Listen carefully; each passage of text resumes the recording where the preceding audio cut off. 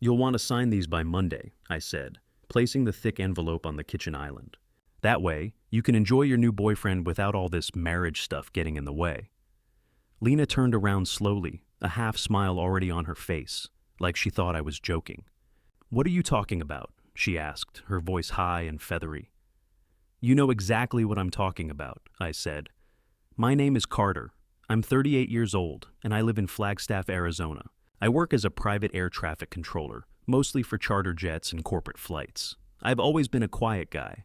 Not soft, just reserved. I watch more than I speak. That's what makes me good at what I do."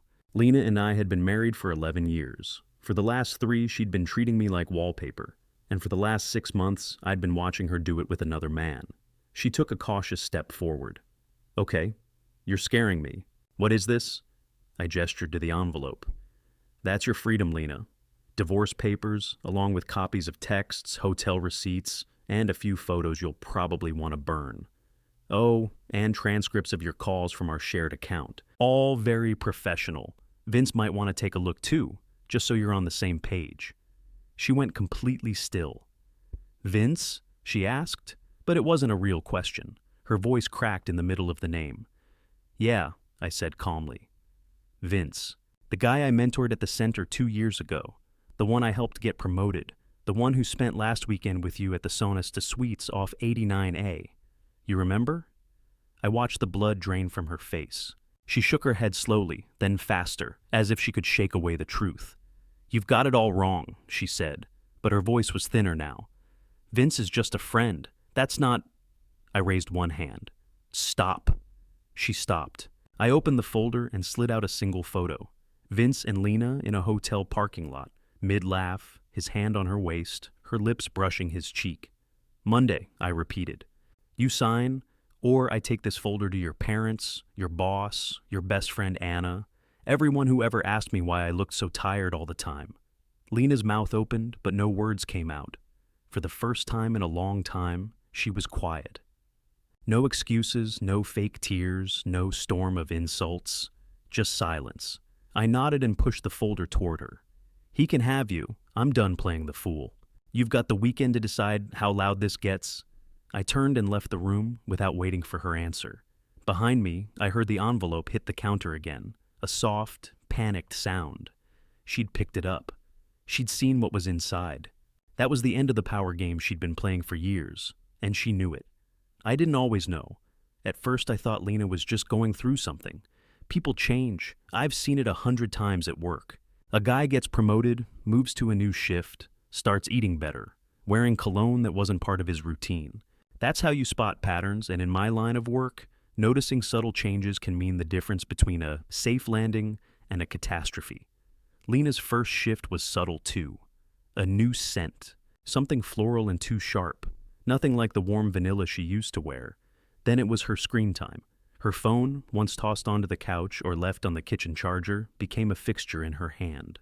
Always face down when I walked into the room, always locked. And then one day, she laughed at a text. A big, warm laugh. One of those real ones that comes out before you can fake it. I was standing 3 feet away, and she never once looked up at me. That was when the math stopped adding up. But I didn't say a word. That's not how I move. Instead, I started paying attention. I watched, I waited, I let her think she was clever. The cousin she was texting didn't exist. I checked. She didn't have a cousin named Jason, and the number wasn't registered under that name either, so I synced her phone to the cloud. I don't feel bad about it. I used the same system I once used for flight logs. Synced backups, time-stamped access. It's legal if it's your shared account, and Lena and I shared everything, at least on paper. That was how I got the texts, the ones with emojis and late night, "I wish I was in your bed instead" garbage. I saw the call logs too. Every night, like clockwork. Right after I left for my overnight shift, Vince. When I realized who it was, when I connected the number to Vince, the kid I'd trained, coached, protected at work, I nearly lost it. He used to call me sir. Asked if I had any tips for managing panic during tower simulation drills. I brought him home once for a barbecue. Lena called him kiddo while he made a mess of our guacamole. Now he was sending her hotel links and dirty little jokes. That was the first time I felt the anger set in. Not rage. Not the explosive kind. just a slow, steady boil under the surface. Quiet, dangerous. I played dumb. Lena thought I didn't notice when she started working late at a library she hadn't visited in 5 years. She thought I bought her excuse about the symposium out of town. I let her believe it. I even kissed her forehead and packed her travel bag. Threw in a charger, even though I knew she'd be too busy tangled up in Vince to use it. But I wasn't sitting home, licking my wounds. I was collecting data. A GPS logger slipped under the passenger seat of her car. A mic synced to her Bluetooth. Trail cam lenses hidden in my own backyard, placed high, angled sharp. I documented everything. Dates, locations, license plates. I even took photos from my own car when I followed them to a little place off Route 66. That night, I watched them eat steak, split a bottle of wine, and lean across the table like they were starring in some second-rate romance movie. I sat in the dark, engine off, camera in hand, documenting every second. When they went up to their room, I waited. An hour later, I walked up to the front desk. "Can I help you, sir?" "Yeah," I said calmly. "I just need a copy of the receipt for room 206. It's for a reimbursement form." She barely glanced at me before printing it. There it was. Lena's name. 1 king bed, 2 nights. Charged to her card, billed to her personal email. No denials. No, I can't explain. By the time I got home, the folder was already halfway finished. Receipts, photos, texts, audio clips. You can't argue with evidence like that. And I didn't plan on arguing. I wasn't going to yell or scream. That's not me. I was going to let the truth speak for itself. And then I was going to walk away and leave her in the ashes. Because if she thought I was the idiot in this story, she was about to find out I'd just been watching from the tall grass, quiet, still, and ready. Lena walked through the front door with her usual dramatic flair, keys jangling, perfume trailing behind her like smoke. She had on a silk blouse, a little too crisp for a literary symposium, and her hair was tousled in that way stylists call effortless. But I knew better. I'd seen the hotel security cam footage. It took effort to look that undone. She dropped her purse on the kitchen island and gave me that smug half smile I'd come to hate. "Back already?" she said, toeing off her shoes. "I figured you'd be working tonight." I didn't respond.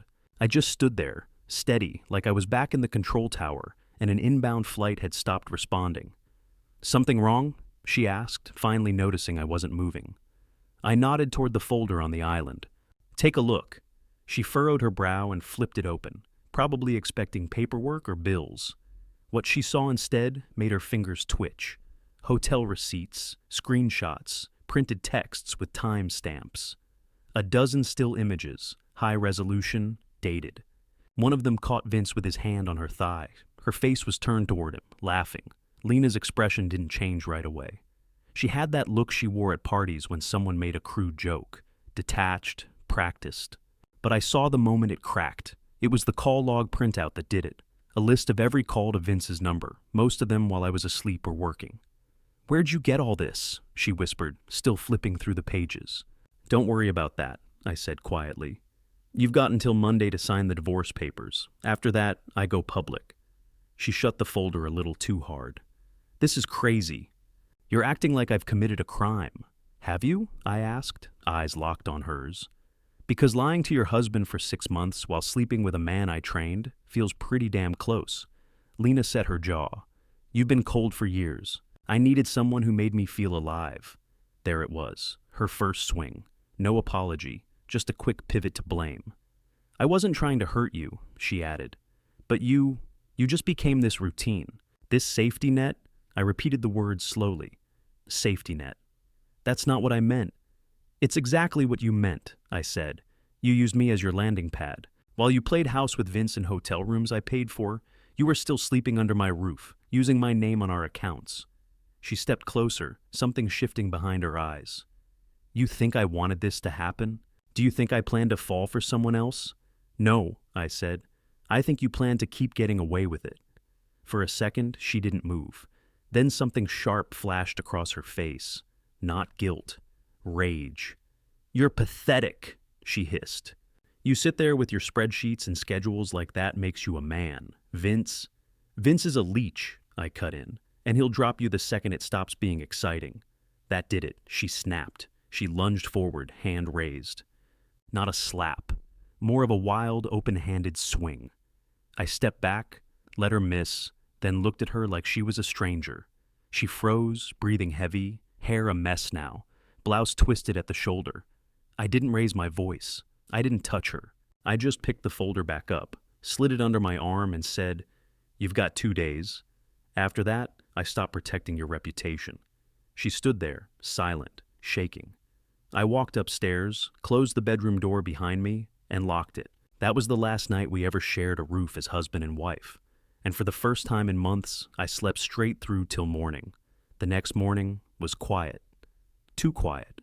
I found Lena curled up on the couch under one of the throw blankets she never used, her hair in a messy bun, face bare, eyes puffy. The performance was already in motion. She didn't say anything at first, just stared straight ahead at the muted TV screen playing some morning show neither of us ever watched. A half-empty mug of coffee sat in her lap, like she'd been nursing it for hours. I walked past her toward the kitchen. She waited until I opened the fridge before finally speaking.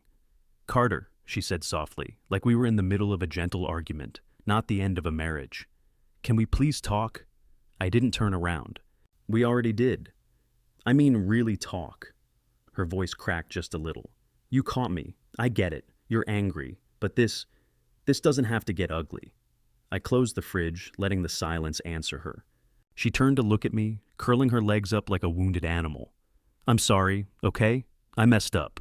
But do you really want to throw away everything we've built?" I laughed. Not because it was funny, but because the word "we" still rolled off her tongue like it meant something. "You threw it away a long time ago," I said. She dropped the innocent act fast. "You're being spiteful. You think this makes you powerful? Threatening to ruin my life?" I walked to the island and leaned against it, calm as ever. "You did that all by yourself. I just wrote it down." She stood now, the blanket falling away, and her tone changed again, sharper, colder. "You should be careful," she said. "Vince has connections. His uncle's a partner at a firm in Phoenix. You think you're gonna walk away clean? This could turn into a war, Carter, one you won't win." I raised an eyebrow. "Is that a threat?" She blinked. "Number. I'm just saying. Think carefully about what you're doing.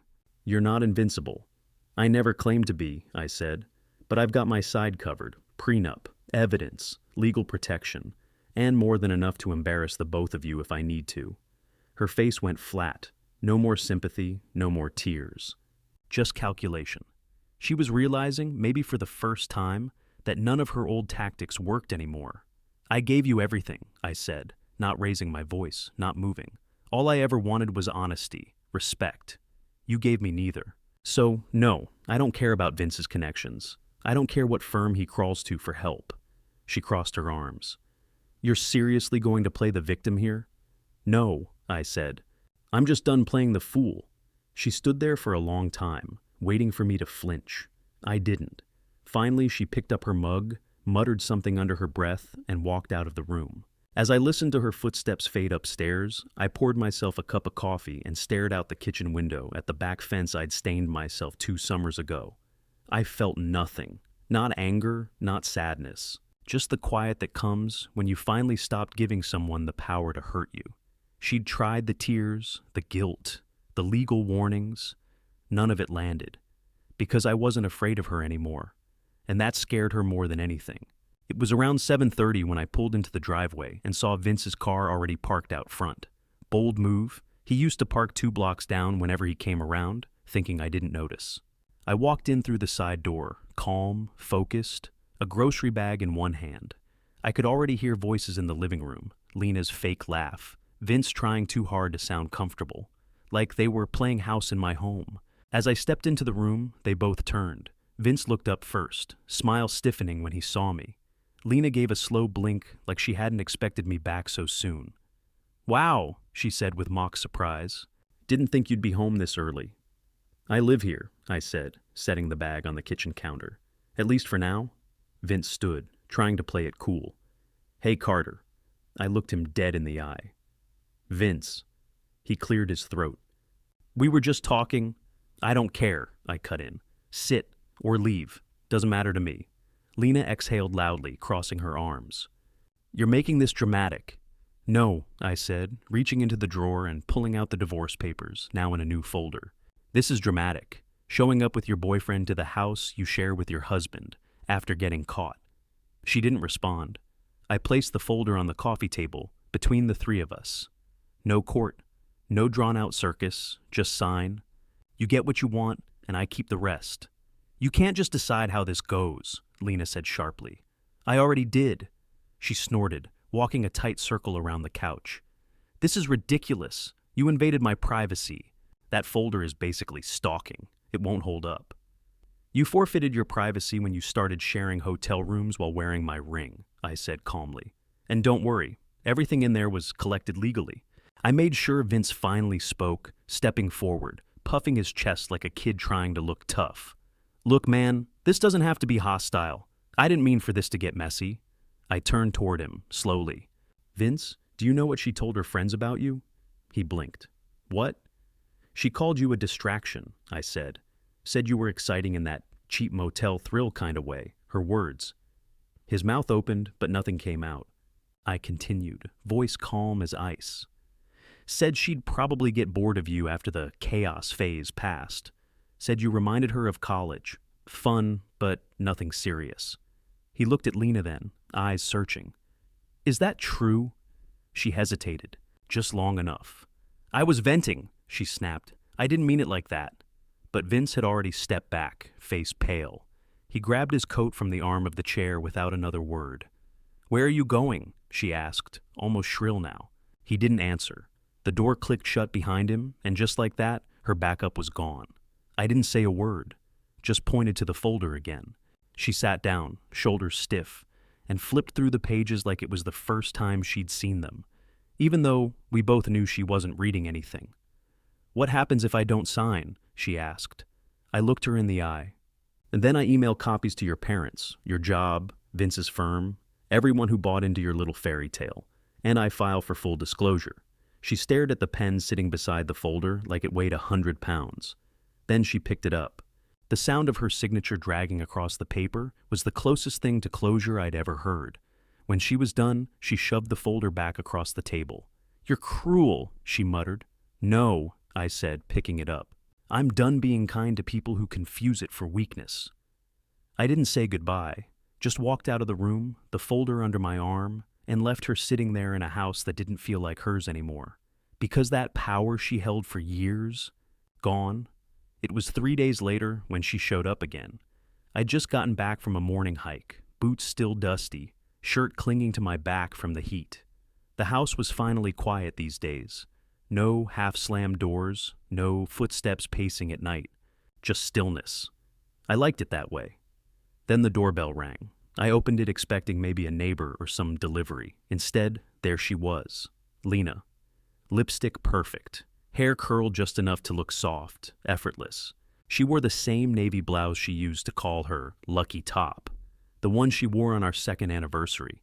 She looked like she thought this was a reunion, a reset. Hey, she said, smiling like the past week hadn't happened. Hey, can I come in? I didn't move. Why? I wanted to talk, please. I should have closed the door, but some small part of me wanted to hear what she thought she had left to say. I stepped aside, just enough for her to pass. She walked in like she belonged there. Her eyes scanned the living room, lingering on the empty space where her photos used to hang. You've changed things, she said. I shrugged. Cleaning up. She turned to face me, hands clasped in front of her like a schoolgirl. Look, I know things got intense, but I've had time to think, and maybe we rushed into all this. I raised an eyebrow. We? She nodded slowly. You and I, we had years together, Carter. Don't you think that matters more than some mistakes? I leaned against the wall, arms crossed. You didn't make a mistake. You made a plan. You just didn't expect it to fall apart. Lena stepped forward. I was confused. I wasn't trying to replace you. You just wanted a backup, I said. Someone fun while I carried the weight. Her lips parted like she had a comeback, but nothing came out. You didn't come here to fix anything, I continued. You came here hoping I'd still be that same guy, the one who forgave you before you even said sorry. That's not true, she snapped, then softened. I came because I miss you. Because I remember the nights we used to talk for hours, the road trip through New Mexico, the way you used to make coffee just the way I liked it, even when you were running late. She stepped closer. You're the only man who ever really saw me. I looked her straight in the eye. I saw you, Lena. That's the problem. Her smile cracked. So what? That's it?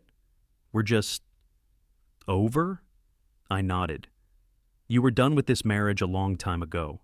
I'm just catching up, she scoffed. So that's it? You're just going to throw away everything? You already did, I said. The second you decided I wasn't enough. The second you said I was just your safety net. Her face hardened. I didn't come here to get insulted. No, I said. You came here to see if I'd break. She grabbed her purse from the counter, her voice rising. You're unbelievable. I came here trying to fix things, and you just stand there acting like you're perfect. I'm not perfect, I said, but I'm done pretending your lies were love.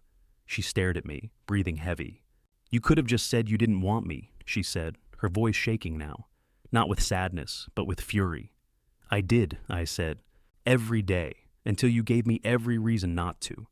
She opened the door, turned once more like she wanted to deliver one final blow, but couldn't find the words. And then she was gone. No apology, no remorse, just rage and silence. I stood in the doorway a while, listening to the engine of her car fade down the road. The quiet returned, and this time I didn't chase after it. I woke up to sunlight leaking through the blinds, the house wrapped in silence. Not the kind that feels tense or empty, the kind that feels earned, the kind that hugs you instead of suffocating you. I padded into the kitchen barefoot, poured myself coffee into the chipped white mug Lena always hated. Said it looked cheap, like something from a gas station, but it held just the right amount, and the handle fit my fingers perfectly. I stood by the back door, watching the wind push through the cedar trees. No background noise. No sighs from across the room. No lies waiting behind every smile. My phone buzzed on the counter. A text. Lena. I still think about us. I stared at it for a moment, then tapped delete. No reply. No second thoughts. I walked out to the patio with my coffee, pulled a folding chair into the sun, and sat. It was the first morning in a long time. I didn't feel like I had to brace for anything. Over the next few weeks, life didn't explode into something dramatic or miraculous. It just steadied. I started going to the gym again. Nothing crazy, just enough to sweat. Had beers with Sean and Will from work, something I hadn't done in over a year. Let them drag me into a trivia night at a bar downtown, where I laughed harder than I had in months. People kept asking, so, what happened with Lena? I didn't say much, just enough to close the subject. She found someone new. I found some peace. That was enough. One Sunday afternoon, I took a drive out past Walnut Canyon, parked off a dirt road, sat on a rock ledge, watched the valley below. It was quiet there too, but not empty. Peaceful, honest. That night, I grilled steaks by myself, drank 2 beers, and scrolled through my camera roll.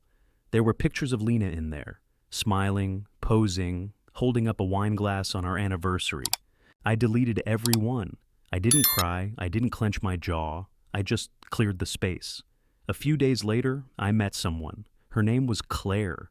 We talked over coffee at a friend's cookout. She had a dry sense of humor and didn't wear too much makeup. I liked that. No pressure, no rush. Just simple conversation. Real. We went out for dinner once, then again the following week. She asked questions, listened. Didn't flinch when I said I'd just finalized a divorce. Didn't try to fix anything. She just nodded and said, "That sucks. I've been through it too." It wasn't love, not yet. But it was real, and that was more than enough for now. One Saturday evening, I walked into the garage, opened the drawer of the old filing cabinet, and pulled out the folder. The folder. Receipts, photos, notes, proof. I stood there for a minute, just holding it. The weight of it in my hand wasn't physical. It was history. Rot. Every lie I had swallowed, every moment I had smiled while dying a little inside. I walked outside to the fire pit, tossed the folder in, struck a match. The paper caught fast, flames licking up the corners of Vince's smug face and Lena's smudged lipstick smile. The text logs curled and blackened, pages crackling like they'd been waiting to be free. I stood there until it was nothing but ash. Then I sat down in that same folding chair with my mug in hand and watched the embers glow against the night. For the first time in years, there was nothing left to burn, and that felt a lot like peace.